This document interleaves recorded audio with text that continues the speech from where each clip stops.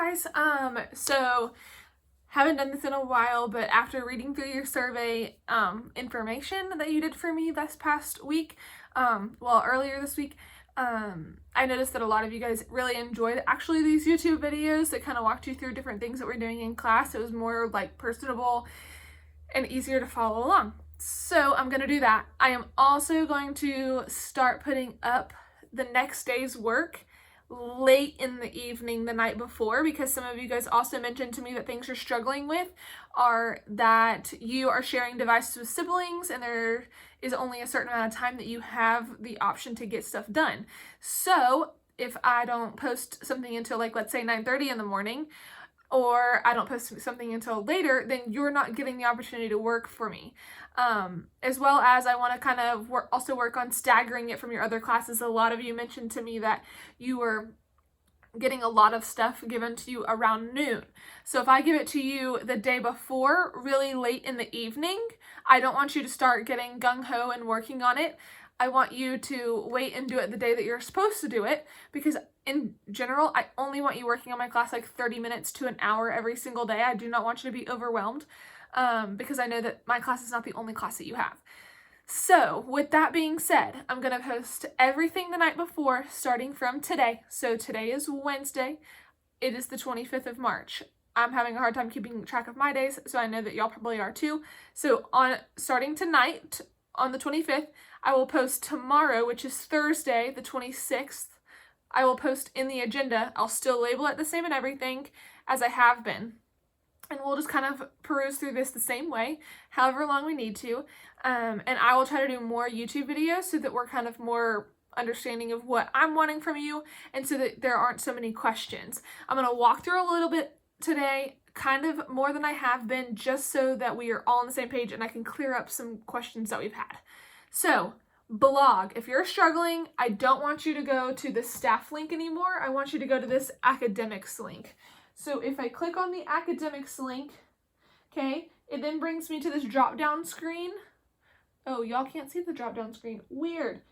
It's okay. There's supposed to be a drop-down screen. I can see it on my laptop, but you can't see it on the TV. Oh, there it goes. Delayed. So you're going to click on physical education. So then from physical education, it's going to take you to this page. It doesn't look like it's changed, but if you scroll down, it has. You're going to come over and click on my name.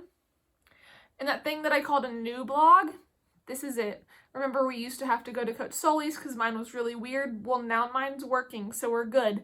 Okay, so this is the home screen. If you have not gotten into the Remind here, again, sorry guys, military base, you're going to hear this music. Okay, Remind is here, email is here. Open communication always between us. Questions, ask them.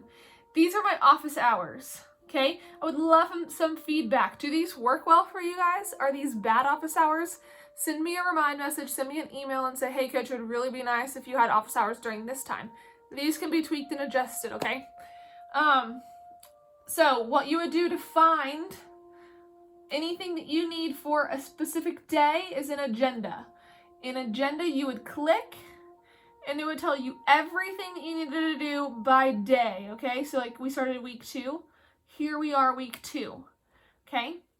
Then, if I needed to go to personal fitness, because I told you to do that in your agenda, if I told you to go to the personal fitness tab and find unit 1, boom, there's unit 1. Today, we're going to be in safety and injury. So, safety, injury, PowerPoint, and personal fitness, safety, injury, notes. Those are the 2 things that you probably want to pull up. If you want to print out the notes, awesome. If you want to highlight them as we go on your device, that's perfect too. If you just want to listen, that's fine too. We all learn differently. Okay, so I have already pulled this up, but always remember that if you click on this, you have to click down here to open it. Okay, same with any of these Word documents. Okay, I've already got this pulled up, so I'm going to come down here. The notes that you're wanting to look at look like this. They say Chapter 1, Unit 1, Personal Fitness. Okay, these again, already filled out for you. We're going to walk through these and make sure that we understand all the points that we need to in order to be successful. Then we are going to come down here to PowerPoint. Okay, this again just came from the blog, showed you how to open it. Okay, and we're going to walk through this a little bit and learn more. This is unit 2. It's still unit 1. Just roll with it. I promise this is the right PowerPoint. So if I click first, okay, we're going to see ABC. This is just another one of those acronyms where if I spell it down the page, it means something.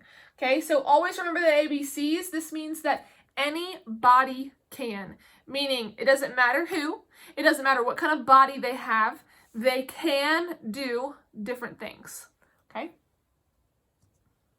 All right, so 2 different key terms that we need to talk about: physical activity and then physical fitness. What's the difference?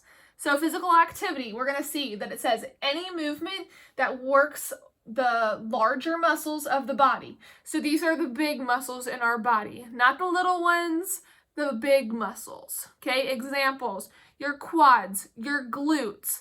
Okay, those would be big muscles. Okay, then little muscles, we would think like the little ones that we have in our hand. Yes, you have hand muscles, okay? The ones that you might have in your face that help you do different facial expressions like raising your eyebrows or smiling, okay? Then we have physical fitness, okay? These are the body's abilities to carry out daily tasks, so things that we do every single day like walking, jogging, talking, sitting, those types of things. This is the body's ability to carry out daily tasks and still have enough energy to respond to unexpected demands. So being able to sit in my chair, but also being able to take these notes, okay? Unexpected demand is the taking of the notes. So my arm is still able to highlight, my hand is still able to write, but my body is still able to sit upright in a chair at a table in the right kind of posture, okay? Next, so personal fitness broken down a little bit more. So these are just some bullet points. We want to be able to maintain acceptable levels of fitness. So if I am working on my personal fitness, I would be working to maintain acceptable levels of fitness. Okay, that's for your age, your gender, your height, your weight. They're all going to be a little bit different looking, but grand scheme, maintain acceptable levels of fitness. You would be able to participate in regular activities. I already talked walking, jogging, sitting, talking, those types of things. You would be able to eat nutritious food, so wide variety of different kinds of foods. You would be sleeping about 8 hours a night. You would have regular medical checkups, maybe not right now. Maintain appropriate weight, and you would also avoid harmful substances. So this would all be positive ways that we can maintain our personal fitness. Okay. All right, so living a balanced life. So we talked about that health triangle. That was first unit of last quarter. So in health, our very first unit, we talked about the health triangle. It had 3 sides to that triangle. One side was physical, one side was mental and emotional, okay, and then that other side was our social health. All right, so all 3 of those have to come together in order to make a triangle, okay? All 3 of those have to come together in our life in some manner in order for us to be living well, all right? So what does it mean to be sedentary? So this would mean that we weren't doing one of those, and so the one that we wouldn't necessarily be doing well would be our physical health. So the physical side of our health triangle is going to be kind of poor or bad. Okay, so sedentary lifestyle means that I am living a lifestyle that is inactive. Okay, since we've been on quarantine, I have sat on the couch more often than I would normally. My watch tells me almost every day, hey, check your rings, you haven't moved as much. I am living a more sedentary lifestyle now that I'm on quarantine. I'm not walking around the school every day. Okay, so I need to be more aware in getting up and being active during this time. Okay, hopefully that makes a little bit more sense. All right, so next, there's different risk factors and behaviors that go along with personal fitness. All right, so risk factors are things you have no control over. These are not going to change.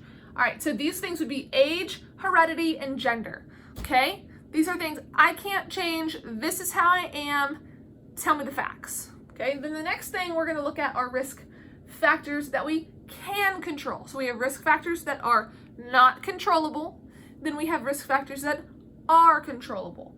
These controlled risk factors are going to be things like deciding to be physically active. So Coach Keller getting off of the couch and taking her dog for a walk. Okay, Coach Keller getting off of her couch and, like, let's say I planted flowers this weekend. Okay, doing something in an effort to not be just still. Then practicing healthy eating habits. So these things are not just your leafy greens and your beans, and again, make sure you get your veggies. These are fruits, veggies, grains, and making sure you have all the right portions, as well as how much of that are you eating? Are you eating way too much, or are you eating the right amount? Okay, then we want to also avoid smoking and tobacco. Of course, we've talked about this in previous units. And then we also want to be able to manage our stress within our life. Y'all, I know that right now you guys have so many new stressors that we've never dealt with before, and y'all are coping phenomenally with them. So just remember that everything that we do is going to have a little bit of stress, whether it's positive or negative. Okay, eustress, distress, remember that from health. Okay, both of those are going to occur in our life, and it's how we manage it to know whether or not it is healthy or not. All right. So next, so it asks what changes your attitude about personal fitness. So there's lots of different contributions. So peer influence is a really big one within y'all's age category. Does it still affect me today and I'm in a different age category? Yes. Okay. So peer influences, they can be negative attitudes. They can be positive attitudes. Okay. The people who you work out with, they probably have a positive attitude about whatever work you're doing. Those that have negative outlooks, they probably look against what you're doing, or they don't like it, or they're not good at it. Okay, different kind of peers. Then we have the media, which we know to be TV, radio, movies, books, music. Okay, a lot of things that are influencing you now when we're working more in a digital society. All right, so there are 6 steps to the behavior change stairway. This, I will make sure that I put a picture of it on the blog so that you can see this in a picture format. I know for myself personally, I'm a more visual learner. I need a picture, but here it is in words. All right, so there are 6 stairs, and literally you can think of them as 6 stepping stones, 6 stairway steps. All right, so the first one in behavior changing is that you will not be thinking about being personally fit. So you would start out as being that completely sedentary person. And again, I will tell you that I don't fall onto that stair. So you can always start at a different stair, but you can always fall back and you can always go up a stair. Okay, so thinking about you, then step 2, you would be thinking about being personally fit. Step 3, you would plan to become a personally fit person. Okay, that's kind of a weird sentence. Number 4, you would be starting to become personally fit. Then number 5, you would be maintaining personal fitness behaviors. And then number 6, you would either relapse or stop being personally fit. So it's a cycle, yes, but each one of them builds upon each other. And whether or not you decide to get to this 6th step is personally on you. Okay, again, we'll post a picture, so this is all in a formatted. Right, so that's the first set of notes. So if you printed it out front and back, okay, page 1 we just went through. So this is going to be a little bit of a longer video, but I'm just going to go through it because this is only 14 slides. We don't have very many more to go through, and we'll go through this next set of safety and injury prevention. I'll try to not nerd out completely on you guys. This was a lot of what my first major is. If you guys remember back, I am also an athletic trainer. So this is something that I know a whole lot of information about, and I will try to keep it minimal, to the point, concise for you guys. Okay? All right. So what's a medical screening? A medical screening is a basic assessment of a person's overall health. Okay? So medical screening, basic assessment, overall health of one person. All right? So what types of people should have these kinds of screenings? Okay, so people with lifestyle habits, people who are over the age of 40. Okay, we want to make sure that problems aren't starting to arise or reoccur if they had been earlier in their lifestyle. Okay, people who have problems with being overweight or obese. People who have known chronic diseases such as heart disease, diabetes, and asthma. Okay, those are only 3 that we are talking about in our class that would necessarily be needing a medical screening, but there are many, many, many chronic diseases that would also need a medical screening. Okay? All right, lots of words here, big definitions, okay? So first one, fluid balance. This is the body's ability to balance the amount of fluid taken in with the amount lost through perspiration or excretion. So perspiration and excretion, think sweat. Okay, so fluid balance. This is your body's ability to consume and get rid of fluid. So water is one of the biggest things we're going to consume, and then we're going to sweat. Okay, so this is our body's way of just maintaining, if you've had biology, homeostasis. All right, dehydration. We've probably all heard this term before. So dehydration is body's fluid loss. Dehydration means we are losing fluid within our body. Heat cramps. These are muscle spasms resulting from the loss of large amounts of salt and water through perspiration. Okay, so muscle spasms, think of like a really bad cramp. Okay, if you've ever gotten a Charlie horse. Okay, and these are due to losses in salt and water, but at like large quantities, not just like your typical everyday go outside and play, like let's say basketball in the driveway. Okay, we are going to be losing extreme amounts of both salt and water. And that's due to our sweating again. If you want to put out to the side that perspiration means sweating, do that so that helps you remember that terminology. Heat exhaustion. This is this third or fourth bullet down here. This is an overheating of the bodies resulting in cold, clammy skin. So I would be very hot, but my skin would be cold and like kind of yucky feeling, almost like when you have a fever. That's that kind of feeling, that clamminess, and you would be having signs of shock. Symptoms of this, so if somebody was going into that heat exhaustion, we would be seeing that they would be weak, they would have a headache, their pulse, if you remember, we learned how to take our pulse, okay? Our pulse would be very rapid, so very quick, and we might even start to feel dizzy, or we might see that they are sweating profusely, or like a lot, really, really, really sweaty, more so than like the normal. Okay, then this last one we have at the bottom is heat stroke, a condition in which the body can no longer rid itself of heat through perspiration. So we have stopped sweating.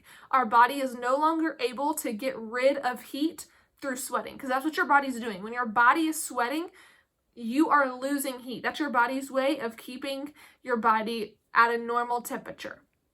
All right, so if I have reached heat stroke, my symptoms, so I would know that I am going through this, or somebody would be able to notice that I'm going through this. If I have a very high body temperature, okay, so higher than normal, it would be like I would have a fever, but even more so. And then rapid pulse again, so my heart rate would be very, very fast. And then I would also have loss of consciousness, meaning I would not be with it. It would almost be like I have passed out. Okay, I'm no longer like functioning. People would be like, coach, coach, coach. Okay, trying to get my attention, but I wouldn't really be with it. This person needs to get cooled down ASAP. This is a medical emergency, needs to call 911. Heat exhaustion, we need to get their body temperature down very quickly and get them in a cool spot, but not an emergency like a heat stroke. Okay, and heat cramps, we need to be precautious. We need to stop exercising, and we also need to get in that cool environment. Okay.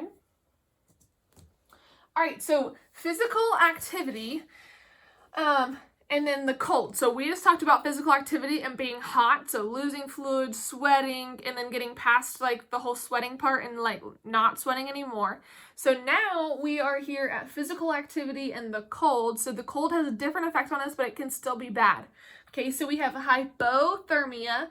Okay, this is a condition in which your body temp drops below normal. So hypo means less than normal. Okay, we want to look at that prefix right there, that hypo, H-Y-P-O.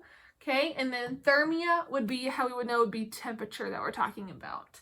Frostbite, this is when the tissue, so your actual skin and underlying skin and tissue and cartilage, they would have damage from being too cold or freezing. And then wind chill factor, this is the combined influence of wind and temperature on the body. So there's a temperature and then there's the wind that makes it even colder. Okay, the absence of wind makes it warmer. Okay, All right, so those are how physical activity and the cold would relate to one another. All right.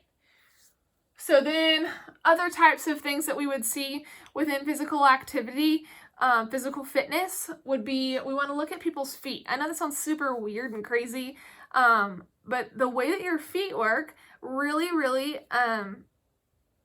affects the way the rest of your body works, because everything is connected. If you've ever heard of something called the kinetic chain, your body is a kinetic chain. Everything that's happening is affecting another part of your body because we're all connected. Okay, so my feet affect my ankles affect my knees affect my hips affect my back affects my neck and my shoulders. Okay, so pronation and supination. If you look at this picture, we would see that pronation is on this side. Okay, then we would have a normal or neutral foot, and then we'd have supination. Okay, so pronation, I want you to think, okay, so if this is my foot, these are my toes. Okay, this would be my ankle. My wrist would be my ankle. Okay, sorry guys. I would show you with my foot, but I'm at an awkward angle. Okay, so pronation would be inward. Supination would be outward. So pronate, supinate. Pronate, supinate. All right, so pronation, the heel strikes the ground. So your heel would hit the ground. Okay, and then the ground, or your heel hits the ground, and then it goes to the inside of your foot. So inside of your foot. Heel hits inside of your foot. All right, supination, the heel strikes the ground and then goes to the outside of the foot. So heel strikes outside of my foot. Okay, these are very exaggerated. Okay, pronate, supinate. Neutral would be like, I can't believe I'm saying this, gator chomp. Ew, I hate the gators. Go dogs. Okay, so pronate inside, supinate outside, neutral, gator chomp. What you can do, so you know what kind of walker you are, because the way that you walk determines this, would be to look at the bottom of your shoe and to see which side of your shoe, the inside, the outside, or the heel strike, which part is the most worn out. So go look at one of your oldest pairs of shoes. All right, so then different common injuries that relate to exercise. All right, so different skin things that can happen. So just like the outside of your skin, you can get regular old cuts, scrapes, bruises, blisters. Okay, we kind of know what all of those are. And then we would have muscle injuries like cramps. We talked about those before. Okay, and then connective tissue injuries. So these are injuries. So connective tissues would be your tendons, your ligaments, and your cartilage. Okay, so different ways that you can damage those. Tendons, those are going to be the things within your body that hold you together, okay? Those are going to be muscles that attach to your bone. So, well, reverse. That's not the right statement. Tendons are going to connect your muscle to the bone, okay? Your gastroc or your calf, this muscle back here, the back of your leg, that is going to have a very normal tendon we've all heard about right here, called your Achilles tendon. That is the tendon that connects your calf to your heel. Okay? All right, so then we have ligaments. Those are going to connect bone to bone. We have a lot of those within our knee. We have our MCL, our LCL. Those connect our femur and our tibia. We'll talk about muscles and bones way later, but femur to tibia, there's going to be little ligaments on the sides. And then there's also two in the inside that create an X, your ACL and your PCL, okay? Then we are going to have cartilage. This is going to be the tissue that surrounds the ends of the bones to prevent it from rubbing together. So let's just stay with our leg down here. Okay, so we have our femur, and then that's our big bone in our thigh, and then we have our tibia, which is the bone that you can touch right here. Your tibia, you can touch it in the front. Okay, we call that our shin. Okay, those two bones are going to come together like this, but they don't rub on each other bone to bone. There's these things in between them that are called connective tissue, that are called cartilage. Okay, they're on either end of those bones so that they can not rub against each other and we won't be in pain, okay? Shin splints, again, right here, the front of your leg bone, the front of your leg, that bone that you can feel, that's going to be your shin. Okay, that's going to be inflammation of the tendons or the muscles that are around that area. They are going to be caused by overuse, or maybe you're wearing the wrong kinds of shoes. Okay, sorry, my phone just said low battery. If it paused, I'm not sure. And then that can also be from poor form, so if you're doing it wrong, the exercise. And then stress fractures, these are small little breaks within a bone due to overuse. All right, so ways that we can treat these types of injuries, not all of these, okay, but some of them is called RICE. This is another acronym, so if I spell the word down the paper, it would be R stands for rest, I stands for ice, C stands for compression, and E stands for elevation, okay, meaning rest, not doing anything on it. Ice, the cold stuff you get out of the freezer. Peas or a real bag of ice pack, put it on the injury. Compression, meaning like wrapping it up like an ace bandage. And then elevation, whenever we let's say put our ankle up and we put it on a bunch of pillows so that it would be above our heart to get the blood flowing away from the injury, okay? So it doesn't blow up and swell.